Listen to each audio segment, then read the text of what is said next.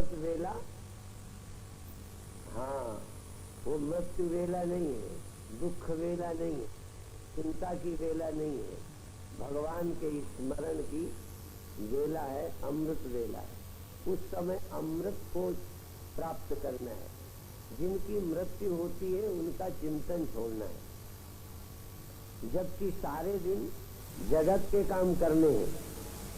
लेकिन अभी अभी नींद से जागे हैं, नींद से जगते ही जहां आपको ख्याल आया है कि हम हैं,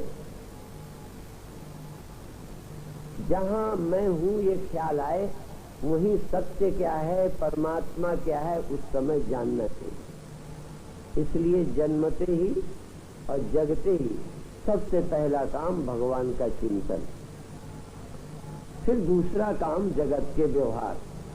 परमात्मा के स्मरण करने के बाद जब हम जगत का काम करेंगे तो जगत बंधन नहीं बनेगा, जगत दुख का हेतु नहीं बनेगा।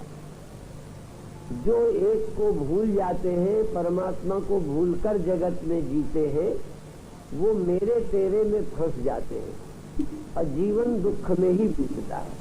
इसलिए परमेश्वर का स्मरण करके काम करना, तो समय का ध्यान रखना, सुबह से उठते ही संसार के कामों में लिप्त न होकर भगवत कार्य करना। और जब भगवान मिल जाए, भगवान का स्मरण कर लिया, तो सारे काम ही भगवान के होते हैं। जब लक्ष्य बदल जाता है, लक्ष्य के बदलने से सारे काम ही बदल जाते हैं। जब भगवान लक्ष्य बन गए, भगवान की सारी सृष्टि है, तो आपका सारा व्यवहार भगवान के काम के लिए हो जाता है। शरीर तो लक्ष्य बन नहीं सकता, शरीर की सुरक्षा करनी है। जब मैं संसार की नश्वरता की चर्चा करता हूं तो तुरंत मुझे उसकी विरुद्ध बातें याद आ जाती हैं, कि साथ में ये मैं कह दूं कि संसार व्यर्थ नहीं है, नश्वर तो है पर व्यर्थ नहीं है। संसार नाशवान है पर बड़े काम का। शरीर नष्ट होगा लेकिन ये काम का नहीं है। सारे ऋषि मुनि महात्माओं ने इस देह की महिमा गाई है। मानव तन की महिमा सभी ऋषियों ने गाई, और मानव तन को देवताओं से भी दुर्लभ कहा है। देवता होना आसान है, मनुष्य जन्म कठिन है। बल्कि देवता भी चाहते हैं कि हम फिर मनुष्य बन जाएं, क्योंकि मनुष्य जन्म पाकर ही हम स्वतंत्र होते हैं, कर्म करने में स्वतंत्र, मार्ग चुनने में स्वतंत्र। ये चुनाव करने की विशेषता ही मनुष्यता है। यदि हमारे पास चुनाव करने की योग्यता न होती तो मुझे मुक्ति चाहिए ये ख्याल भी ना आता। मैं हूं तभी तो मुझे मुक्ति चाहिए, ये अहंकार क्यों हो गया? अहंकार बहुत जरूरी है। अहंकार है तो ही तो ये ख्याल आता है कि मैं हूं, मैं अमुक हूं, मैं मर जाऊंगा, मेरा बिगड़ जाएगा। और ये अहंकार जब दुख का अनुभव कराता है तब अहंकार का रूपांतरण होता है। अपने मैं को जो देह के साथ जुड़ा है इसे भगवान के साथ जोड़ देना। मैं ही नहीं होगी तो जोड़ेंगे किसको? मैं का ख्याल नहीं आएगा तो मैं देह हूं, स्वप्न में भी मैं ये हूं, ये ख्याल नहीं आ सकता। और मैं मुक्त हूं, मैं ब्रह्म का हूं, ब्रह्म ने मुझे भेजा है, ये बिना मैं के तो संभव नहीं। इसलिए मैं बुरी चीज नहीं है, मैं उपयोग सही होना चाहिए। इसी तरह इंद्रियां भी व्यर्थ नहीं है। वस्तुओं का अभाव व्यवहारिक जगत में भी कष्टदायी होता है। कोई चीज दुनिया में व्यर्थ नहीं है। महर्षि दयानंद ने, जो आर्य समाज के प्रवर्तक हैं, उन्होंने एक जगह सृष्टि का वर्णन किया है कि परमात्मा ने सबसे पहले जोड़ा जोड़ा पैदा किया और जवान जवान जोड़े पैदा किए। स्त्री पुरुष, गाय बैल, भैंस भैंसा, बकरी बकरा, मुर्गी मुर्गा, जोड़े जोड़े पैदा किए और जवान पैदा किए। उन्होंने स्वयं शंका की कि भगवान ने बच्चे क्यों नहीं पैदा किए, जोड़े जोड़े बच्चे पैदा कर देते। तो शंका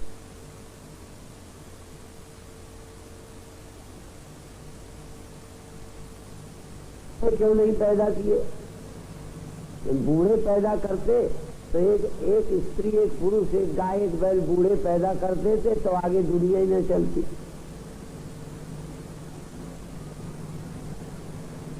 बूढ़े दुनिया को जन्म नहीं दे सकते।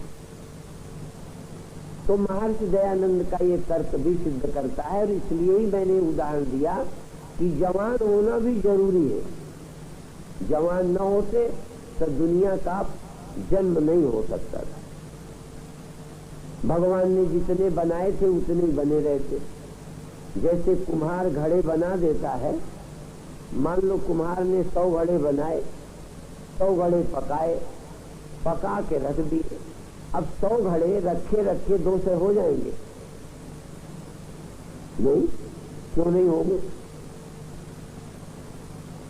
लोग 2 4 10 घड़ियां बनाए और बनाकर एक जगह रख दें, कुछ दिनों में बढ़ जाएंगी। क्यों नहीं बढ़ती? घड़ियों को घड़ियां बनाने का अधिकार नहीं है। परमात्मा ने जिन्हें जन्म दिया है, यदि ये बूढ़े बूढ़े बना देते तो उतने ही रहते, बढ़ नहीं सकते और थोड़े दिनों में वो भी मर जाते, सृष्टि खत्म हो जाती। दोबारा फिर भगवान बनाते बूढ़े बूढ़े, फिर खत्म हो जाती। दोबारा फिर बनाते बूढ़े बूढ़े, फिर खत्म हो जाते। तो भगवान तो दिन रात इसी में लगे रहते। इसलिए भगवान ने जवान पैदा कर दिए कि अब आप ही दुनिया आप चलाते रहोगे, भगवान को छुट्टी मिल जाए।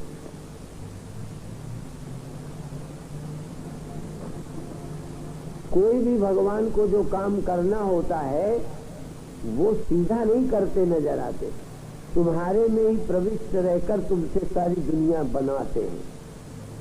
परमात्मा कोई अलग बैठकर दुनिया नहीं बनाते, सब में रहकर दुनिया बनाते। जानवर में रहकर, पशु में रहकर, कीड़ों में रहकर, मकोड़ों में रहकर, पक्षियों में रहकर, मनुष्यों में रहकर सृष्टि कर रहे हैं। तो जवानी का भी उपयोग है। कई लोग जवानी को गाली देते हैं कि जवानी भटकाने वाली है। आप कुछ कहें, पर हम सब जो पैदा हुए हैं सब जवानों के पैदा किए हैं।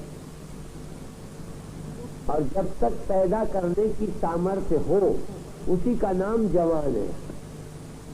जब पैदा करने की सामर्थ्य न रहे उसका नाम बूढ़ा है। जब तक पैदा करने की सामर्थ्य आ न जाए तब तक नाम बच्चा है, बालक है, युवा नहीं है। तो जवानी भी व्यर्थ नहीं है, भगवान का कार्य करने के लिए है। और प्रातः काल कुछ स्कूल के बच्चे आए थे तो मैंने एक बात कही थी और मैं तुमको याद दिला दूं कि भगवान जब दुनिया चलाते हैं तो डंडे के जोर से नहीं चलाते, मार मार के नहीं चलवाते। ऐसा तुम्हारा मन और तन बना देते हैं कि तुम उनका काम बड़ी खुशी से करो। तो संतान पैदा करने का काम कोई बोझ समझ के नहीं करता, आनंद से करता।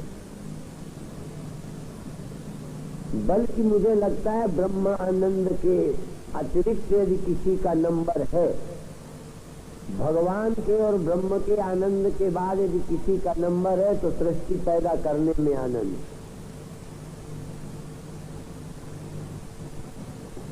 और इस काम में कीड़े मकोड़े लगे, पशु पक्षी लगे, सांप बिच्छू लगे, पेड़ पौधे लगे, पैदा ही इसी प्रकार होते हैं।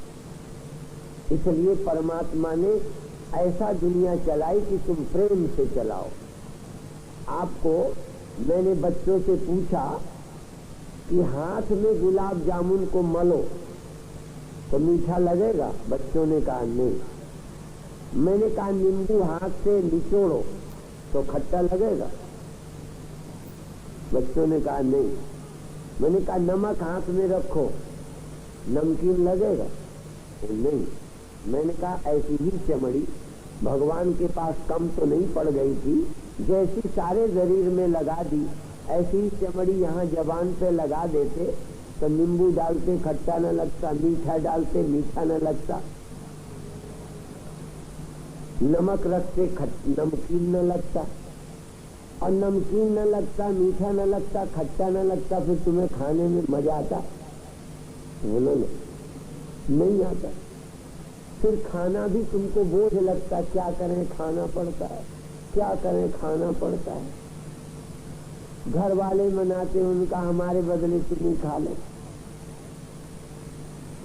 परंतु ये जबान ऐसी बना दी कि कैंपा देख के, पेप्सी देख के, गोलगप्पा देख के, होते न गोल गोल, हाँ, कॉलेज से निकले, स्कूल से निकले बच्चे, आइए वो बेचने वाले जलभरी गोलगप्पा बेचने वाले स्कूल की गेट पे जरूर रखते। ये चटोरी जवान तुरंत। तो भगवान ने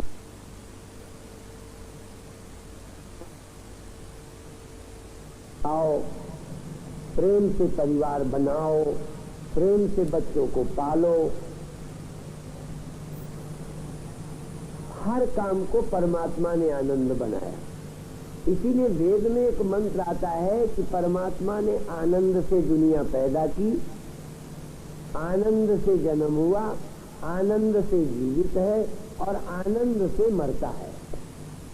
बस ये बात जरा कम समझ में आएगी, आखिरी वाली। आनंद में जन्म हुआ, जमता है, आनंद से खाया, आनंद से सोए, आनंद से काम करते हैं, ये तो जम जाती। पर परमात्मा ने आनंद से दुनिया बनाई, आनंद से दुनिया को टिकाया और आनंद से फिर वापस लय कर लिया। थोड़ा समझ लो, आनंद से आप जागे, कोई न जगावे आपको, माता भी न जगाएं, पिता भी न जगाएं, मित्र भी न जगाएं, तो आप जगोगे कि नहीं? जगना बुरा है तो मत जगो, फिर सो जाओ, लेकिन सो के उठता जाओगे, जगना ही पड़ेगा। अब जागना अच्छा लगता है तब जागे हो, अभी काम के कारण जगे हो ये तो अलग बात है, पर कोई काम ना हो तो भी जगोगे, सोए नहीं रह सकते। तो जैसे सोना ऐसे ही जगना। अब जगे फिर सोएंगे, काम करेंगे, बैठे बैठे बैठे थक जाते हैं, और वो हमें बहुत अनुभव है, क्योंकि हम लोगों का काम बैठने का बहुत है।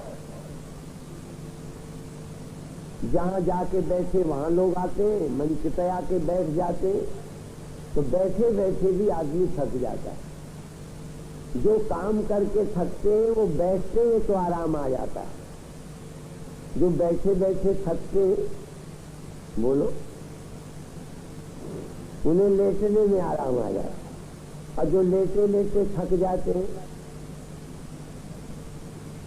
उन्हें सोने में आराम आ जाता है। एक दिन हमारे एक महात्मा कहने लगे कि दौड़ने में आनंद है कि धीरे चलने में? तो लोगों ने कहा धीरे चलने में। धीरे चलने में आनंद है कि खड़े हो जाने में?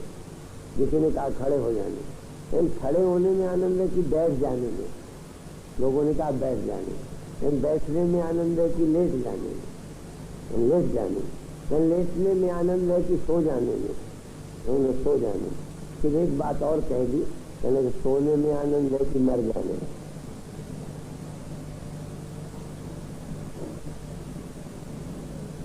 आपको मरने का मजा नहीं मालूम? कोई कोई संत जानते मरने में तो आनंद है, जा मरने से मेरे मन मरने से ही पाइए। हाँ, पूर्ण। सोने में तो आधा परम आनंद, दुनिया में थोड़ा थोड़ा आनंद, मरने से ही पाइए पूर्ण परम आनंद। पूरा आनंद मिलता है, परम आनंद मर जाने में। सब दुखों की समाप्ति होती है, फिर भी बड़ा डर लगता है। उपनिषद नहीं कहते कि डर की चीज है, उपनिषद तो मृत्यु का आनंद बताते हैं। मृत्यु आनंद है, लेकिन नासमझी से, आसक्ति से, जगत में फंस जाने से मरना दुखदाई लगता है। क्योंकि जहाँ हम रहने को आनंद मान बैठे, जीवन मान बैठे, इसलिए न रहना बहुत खतरा मालूम पड़ता है। पर देह का संबंध छोड़ते सब दुखों की निवृत्ति हो जाती है।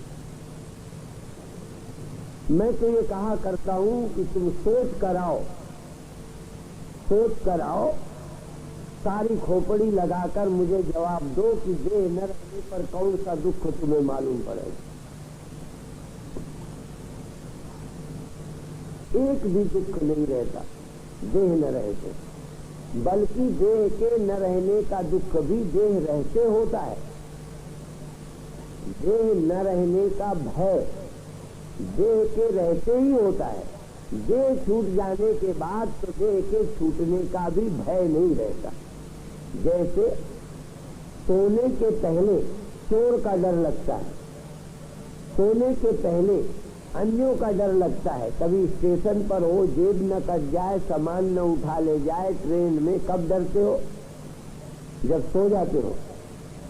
है? सो जाने का डर भी है जगते कि सो जाएंगे तो कोई ले जाएगा। इस डर के कारण तुम सोने को बुरा मानते हो, पर सो जाओ तो लुटने में भी पता नहीं रहता। बिना जागे लुटने का दुख नहीं होता।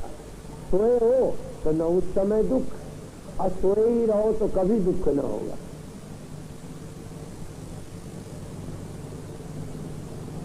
सोए आदमी को बड़ा सुख है, सोए आदमी को कोई दुख नहीं है। पर दुख तो यही है कि बिना जगे रह नहीं सकते, और जगोगे तो सब गड़बड़ हो जाएगी। और यही बात मरने में है। मरने में महासुख है, और दुर्भाग्य है कि तुम मरे भी नहीं रह सकते, फिर पैदा हो जाओगे। जब पैदा हो जाओगे तो जिस समस्या से छुटकारा हो गया था मौत में, जन्म फिर सारी समस्याओं को खड़ा कर देगा। इसलिए मर करके भी छुट्टी नहीं मिलती। नहीं तो हर जीव मरता है। गधा, घोड़ा, कुत्ता, बिल्ली, ज्ञानी, अज्ञानी, चोर, बदमाश, साधु, संसारी, गृहस्थ, बीमार, सब मरते। मर जाते, छुट्टी हो जाती। पर सब मरते ही नहीं है। कितना भी मौत मारे, मौत के मारे पूरा कोई नहीं मरता। मौत के मारे फिर लौट के आ जाते, क्योंकि मरना अभी जान नहीं पाए। मरने का तरीका नहीं आया अभी। मर भी न जाने कोई, ऐसी मरनी, बोलो, जो मरे फिर न मरना हो। ऐसा कोई मरे कि दोबारा न मरे। अच्छा, ऐसा मरे कि फिर दोबारा मरे, फिर दोबारा, फिर तिबारा, फिर चौथे बार मरे तो मर गया। बार बार मरने का मतलब यही ये होता है कि पहले बार पूरा नहीं मरा। एक आदमी की एक बार हत्या हो गई, और हत्या का मुकदमा नामजद, हत्या का मुकदमा नामजद दायर कर दिया गया और उसकी हत्या के मुकदमे में एक आदमी को फांसी हो गई। फांसी हो गई।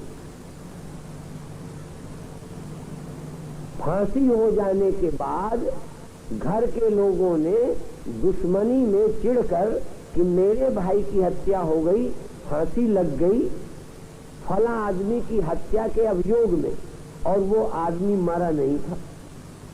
कौन?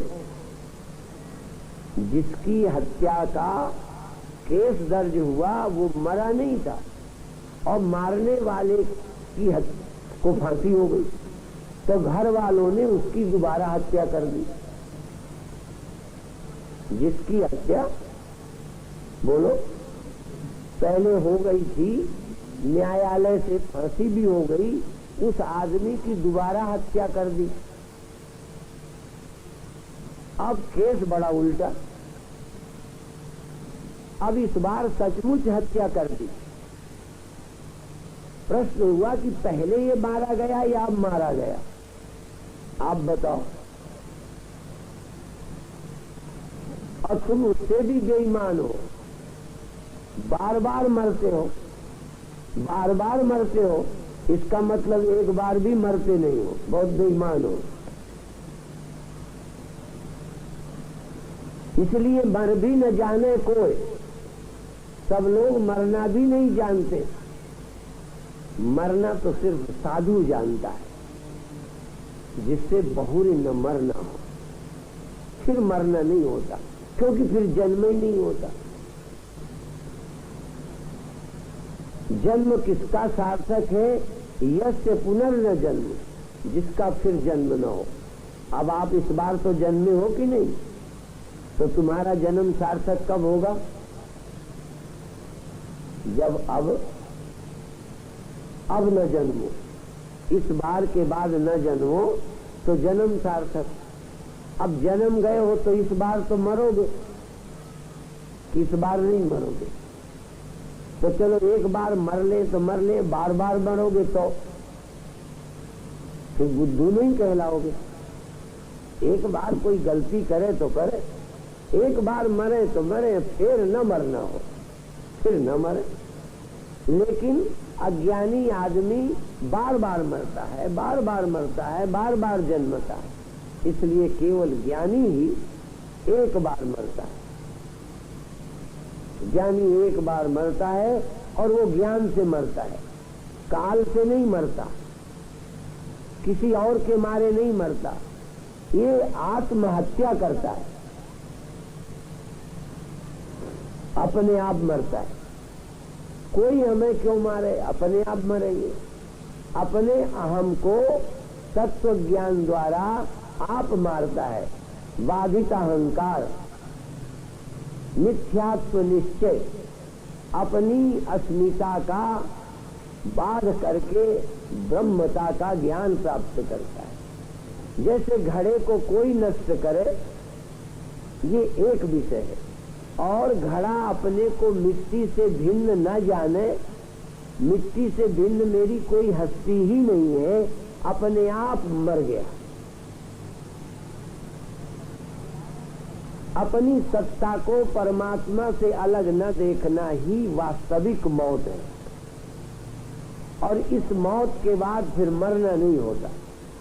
इसलिए ब्रह्मज्ञानी ऐसे मरता है, यह ब्रह्मज्ञानी ही सच्ची मौत मरता है, यह ब्रह्मज्ञानी ही मरना जानता है।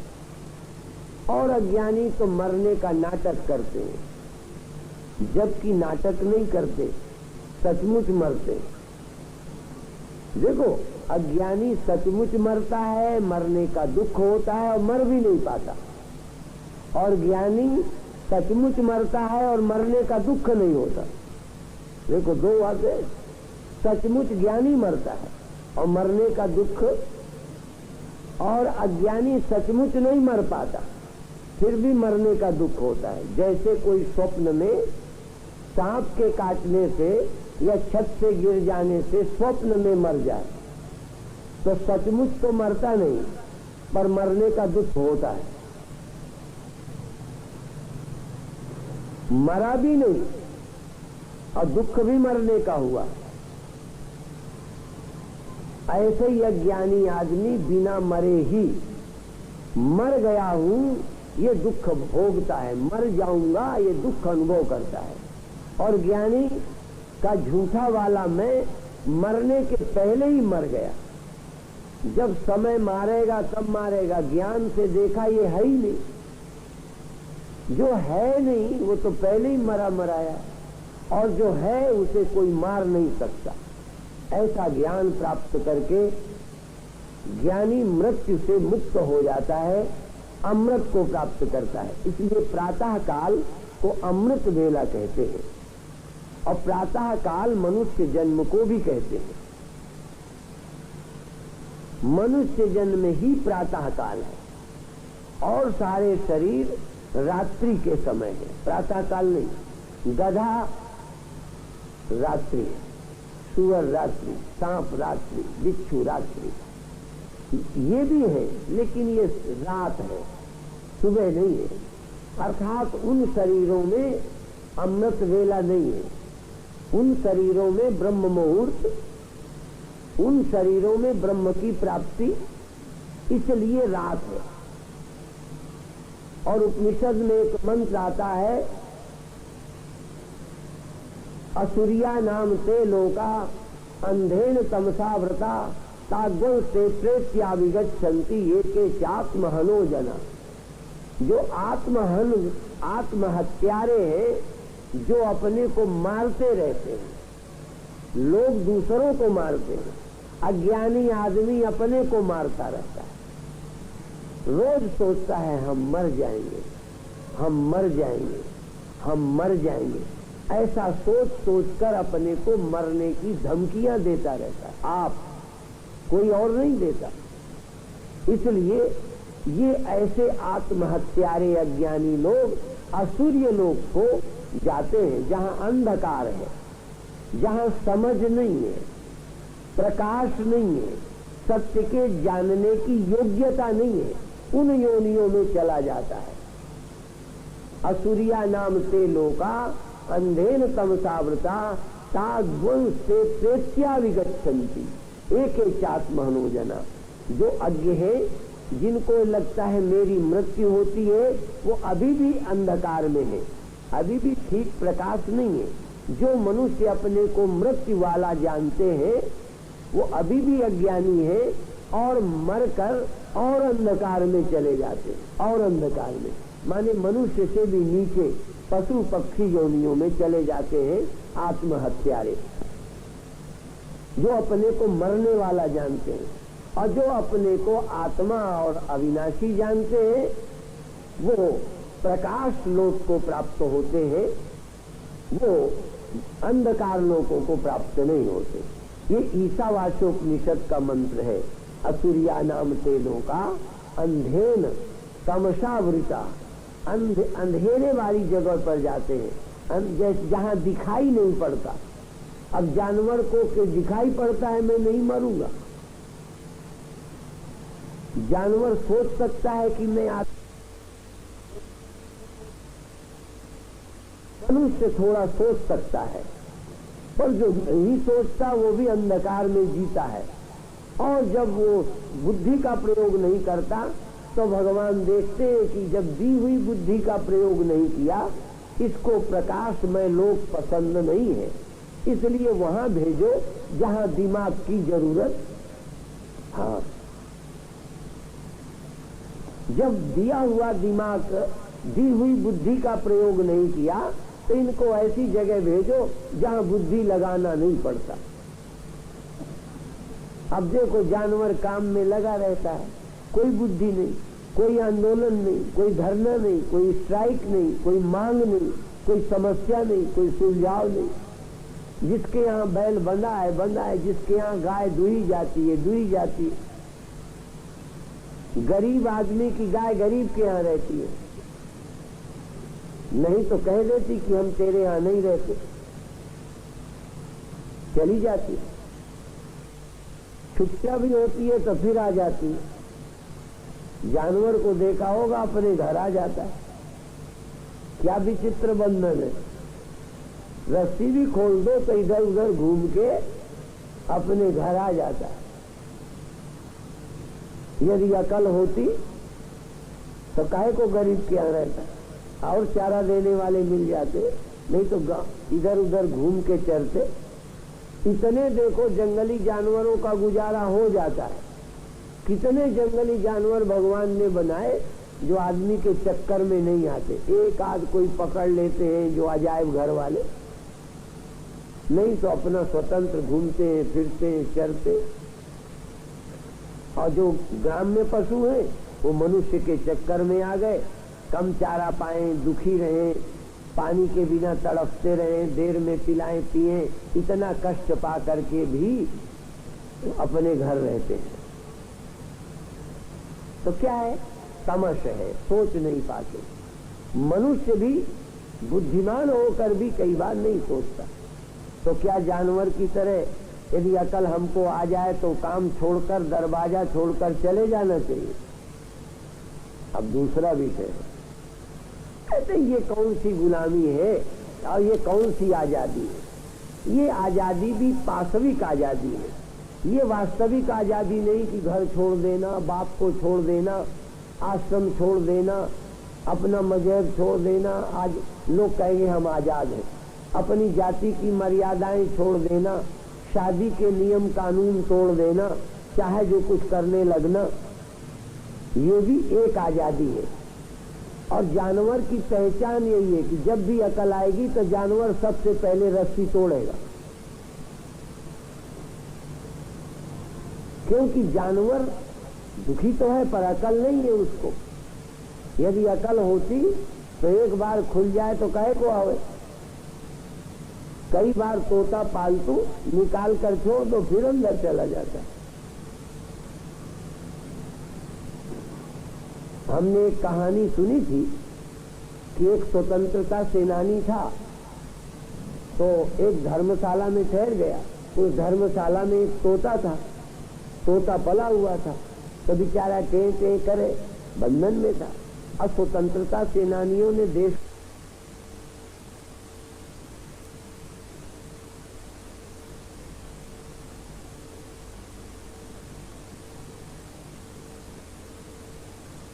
को देखा। जब सब कोई सो गए तो तोते का दरवाजा खोल दिया कि अब ये निकल जाएगा। तो पहले तो डर के मारे वो निकला ही नहीं। तो इन्होंने हाथ डाला तो उसने पिंजड़े को अंदर से पकड़ा, तब पकड़ करके उसे बाहर कर दिया। बाहर करके स्वतंत्रता सेनानी को राहत मिल गई कि अब ये स्वतंत्र हो गया। और वैसे भी तोता चिल्लाता भी था, स्वतंत्रता स्वतंत्रता स्वतंत्रता। पर सेनानी को लगा कि ये बेचारा स्वतंत्रता मांगता है, इसलिए उसे बाहर कर दिया। अब वो इत्मीनान से स्वतंत्रता सेनानी सो गया, जैसे इस देश को आजादी मिली। अब पुनः गुलामी की तैयारी, पहले से ज्यादा गुलाम। जो हमने गुलामी में नहीं खोया वो आजादी में खोया। पहले चोटियां हमारी मुसलमान काटते थे, अब हमने अपने आप काट ली। मुसलमानों की जरूरतें नहीं। देख लो, पहले हमारा मजहब दूसरे बदलते थे, हम मर्जी से बदल रहे। समझ नहीं पा रहे। तो तोते को बाहर कर दिया, स्वतंत्रता सेनानी सो गए। बड़ी राहत मिली कि अब हमने तोते को बंधन से मुक्त कर दिया। कई बार हम भी एक आध बाबा बनाते हैं, लगता है बंधन से मुक्त कर दिया, देखा दूसरे दिन फिर घर घुस गया। 6 महीने बाद, 5 साल बाद देखा फिर घर पहुंच गया। बच्चे जो छोड़ आया था, अंडे घर पर रखे थे, फिर चला गया। बड़ा मामला खतरनाक है। वो तोता देखा, सुबह उठकर स्वतंत्रता सेनानी के भीतर बंद। ऐसे ही हमारी हाल। तो अकल होवे तो हो जाए। और कई बार क्या है कि कई लोग तड़प रहे हैं स्वतंत्र होने को, पर तरीका नहीं आता। एक हमने ऐसी भी कथा सुनी थी कि एक तोता पिंजड़े में बंद था, और भिक्षा मांगने ब्रह्मचारी लोग आते थे। तोते को बना देखा, उसके अंदर तोते ने भी महात्मा को देखा। तो तोते ने संत से पूछा, तुम किनके चेला हो, तुम्हारे गुरु का क्या नाम है? तोते से ब्रह्मचारी ने कहा, हमारे गुरु का नाम बंदी छोड़। बंदी छोड़ बंधन से खोल देता है। तो तोते ने कहा कि हमारे गुरुजी से, आप अपने गुरुजी से पूछाना कि मेरा बंधन कैसे कटेगा। यदि बंदी छोड़ तुम्हारे गुरु हैं तो मेरे लिए पूछना। कि तोता पूछता था बंदी छोड़ गुरु से कि मैं कैसे छूटूंगा। ब्रह्मचारी ने जाके गुरुजी से पूछा कि तोते ने ये पूछा है बंदी छोड़, यदि गुरु है तो मेरे बंधन छोड़ने का उपाय बताए। तो गुरुजी उत्तर तो कुछ दिया नहीं, ऐसे लुढ़क के गिर गए। अब गुरुजी गिर गए तो ब्रह्मचारी ने समझा कि प्रश्न बड़ा खतरनाक, हमारे गुरुजी भी गए प्रश्न में, बेहोश हो गए, काफी देर पड़े रहे, फिर छींटे ईटे डाले, तब मुश्किल से गुरुजी उठे। ब्रह्मचारी फिर भिक्षा को गए। तोते ने पूछा, मेरे प्रश्न का उत्तर गुरुजी से लिया? कहने लगे, हाँ मैंने लिया, लेकिन आइंदा मैं तुम्हारे प्रश्न का गुरुजी से नहीं पूछूंगा। वो तो तुम्हारा मैंने प्रश्न पूछा कि कैसे बंधन से खुलेंगे, उनका उत्तर दो। तो गुरुजी बोले कुछ नहीं, लुढ़क गए, बेहोश हो गए। अब ब्रह्मचारी तो समझा नहीं। अब वो तोता ने समझ लिया कि गुरुजी ने मेरे प्रश्न का उत्तर दिया है। तो तोता भी लुढ़क गया, अब ऐंठ के पड़ गया। अब तोता ऐंठ के गिर गया तो घर के लोग आए कि ये क्या हो गया? उनका कुछ नहीं, मेरे से इसने कल पूछा था, मैंने गुरुजी से कहा तो इसके प्रश्न में पता नहीं क्या मेरे गुरुजी लुढ़क गए। अब मैंने जवाब आके दिया तो ये खुद लुढ़क गया, मैं नहीं जानता क्या मामला। तो घर के मालिक ने तोते को बाहर रखा, और तोते को बाहर रखा, ये तो मर गया, तो तोता उड़ गया। अब तोता उड़ करके ब्रह्मचारी से क्या कहता है कि साथ रहा है, साथ रहा तो क्या हुआ, समझे नहीं गंवा, मूर्ख समझता नहीं। तू साथ रहा गुरु के इतने दिन और गुरु की के उत्तर नहीं समझता। और मैंने क्या किया कि वो चेले ने तो समझा था गुरुजी मूर्छित हो गए, और तोते ने अपना उत्तर समझ लिया, मुक्ति का रास्ता मिल गया। तो अब देखो, जब मौत मारेगी तब तुम मुक्त नहीं होगे। मुक्त होना है तो पहले जीते जी तोते की तरह तुम भी लुढ़क जाओ, यही समझ में, मर जाओ। जा मरने से जग डरे, मेरे बना नहीं, थोड़ी देर मरे पड़े रहो, कोई गाली दे मरे हो, कोई चिंता नहीं, मरे हो। थोड़ी देर मरना आ जाए तो फिर उस मरने की परवाह चली जाए। इसलिए आप लोग मरने का अभ्यास करो, जीने का तो बहुत कर लिया, और जीने का अभ्यास करके भी जी नहीं पाए।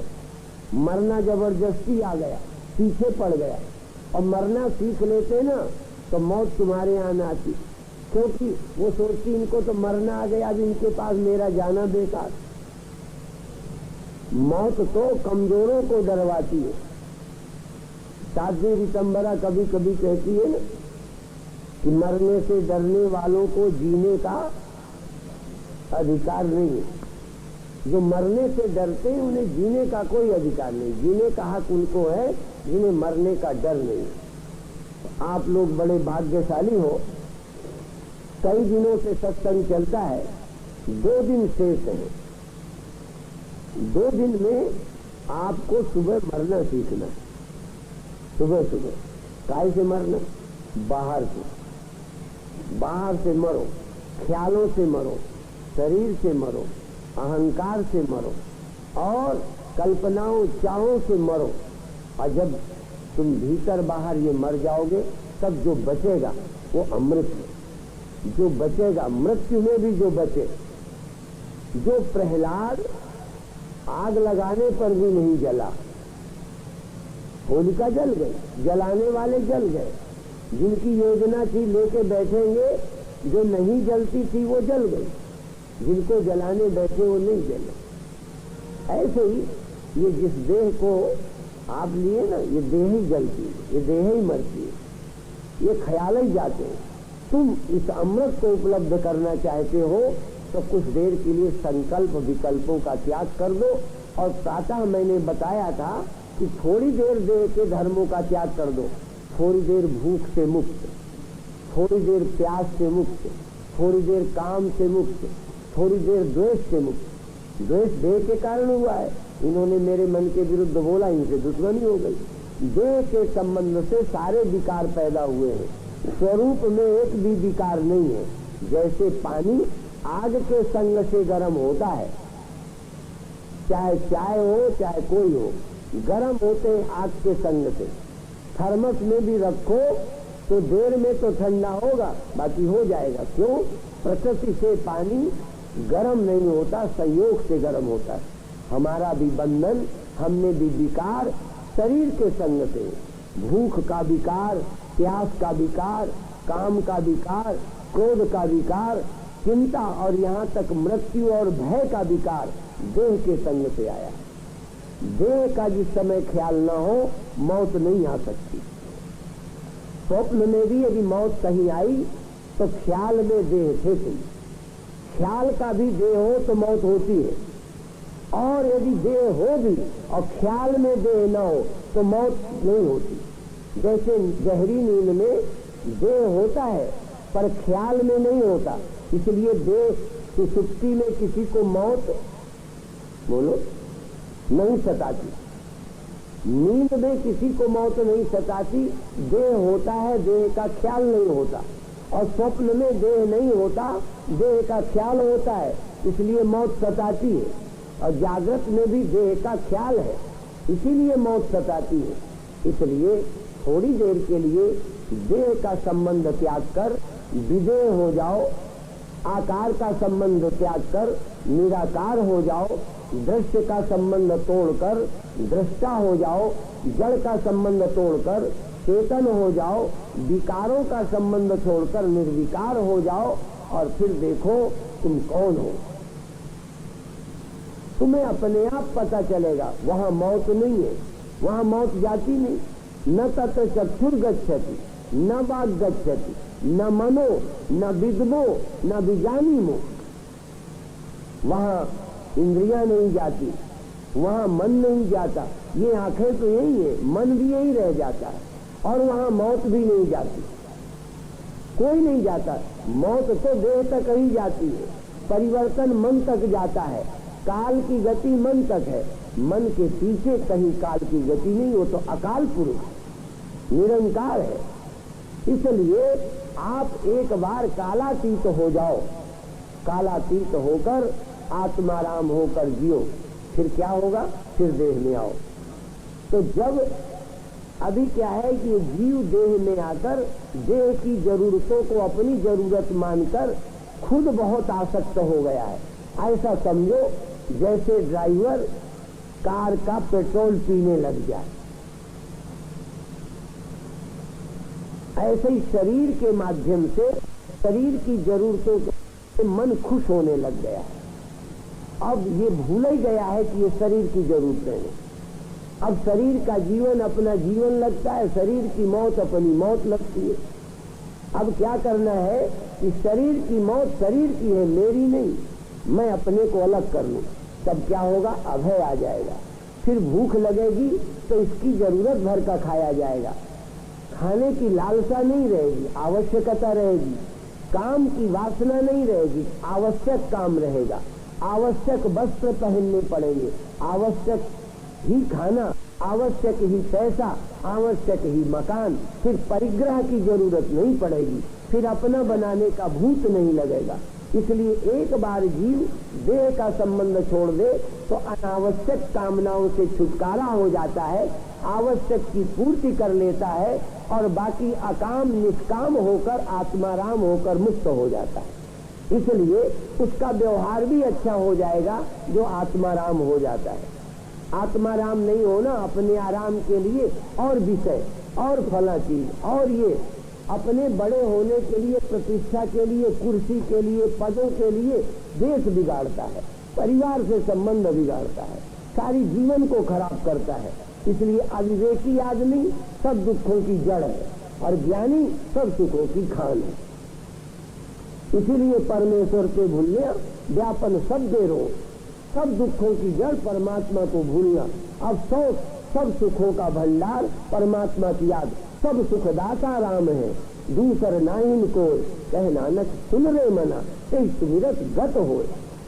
इसलिए राम सबके भीतर समाये, उनका स्मरण ही मोक्ष है। इतना कहकर समाप्त करते हैं। रात को 8 बजे से कार्यक्रम प्रारंभ होगा। आज रात की सभा में स्वामी अरविंदानंद जी महाराज मिलिट्री वाले, साध्वी कमला देवी शर्मा को विनती करेंगे। आज अभी स्वामी अरविंदानंद जी आए हैं हमारे मंच पर हमारे हार्दिक प्रार्थना से, इसलिए उनका स्वागत पहले मैं। बोले सोनिहाल।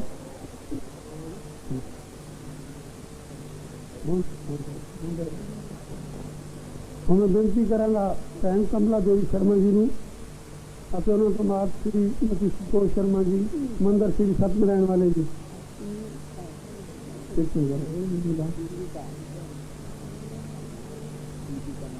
स्वामी जी महापुरुषों महाराज, इन्हों तो बाद मैं सरदार गुरबचन सिंह जी शेरे पंजाब वालों को बेनती करांगा कि वो आके महापुरुषों माला अर्पण करन। सरदार गुरबचन सिंह तो बाद ज्ञानी गुरदेव सिंह जी जो सेवा दल वाले हैं और संत सेवी हैं, उन्होंने बेनती करेंगे कि वो भी महाराज जी को माला अर्पण करें। हजारा सीट वाले भी जसविंदर सिंह जी वो भी महापुरुषों को माला अर्पण करके श्रद्धा फल भेंट करें।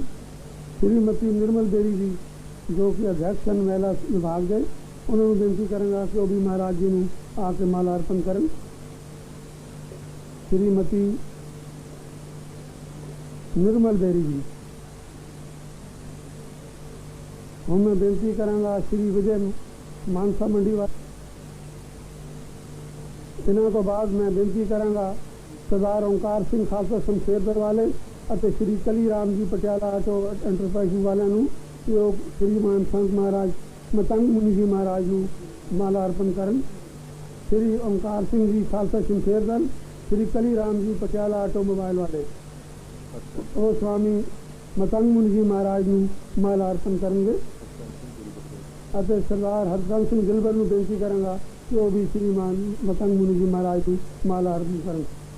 इसके बाद में श्री सरोज देवी जी, श्रीमती प्रतिभा जैन जी और श्री भवन चंद पाठक जी को बेनती करेंगा कि वो स्वामी साध्वी प्रीतमरा जी को माला अर्पण करें। और मैं श्री नीलम सबरवाल जी, नीलम सरवाल माता जी बेनती करेंगा कि वो भी स्वामी साध्वी प्रीतमरा जी को माला अर्पण करें। और मैं सरदार गुरचरण सिंह जी रामपुरा फूल वाले, श्री हरबंस लाल जी बांसल जनरल सेक्रेटरी पंजाब आरती एसोसिएशन में बेनती करेंगा कि वो श्री स्वामी जगत प्रकाश जी त्यागी चित्रकूट वाले माला अर्पण करें। सरदार गुरचरण सिंह जी रामपुरा फूल वाले, सरदार श्री हरबंस लाल जी बांसल जनरल सेक्रेटरी पंजाब आरती एसोसिएशन, स्वामी जगत प्रकाश त्यागी जी महाराज चित्रकूट वाले माला अर्पण करें। जो भी आके स्वामी सुभाष शास्त्री जी जम्मू वाले माला अर्पण करें। श्रीमती शीला देवी जी साहब स्वामी संत महाराज जी को फूल मालवा भेंट करेंगे। सरदार शरणजीत सिंह जी म्यूनसिपल कमिश्नर, साथ संगत जी आप जी हो महापुरुषों को प्रवचन सुनो।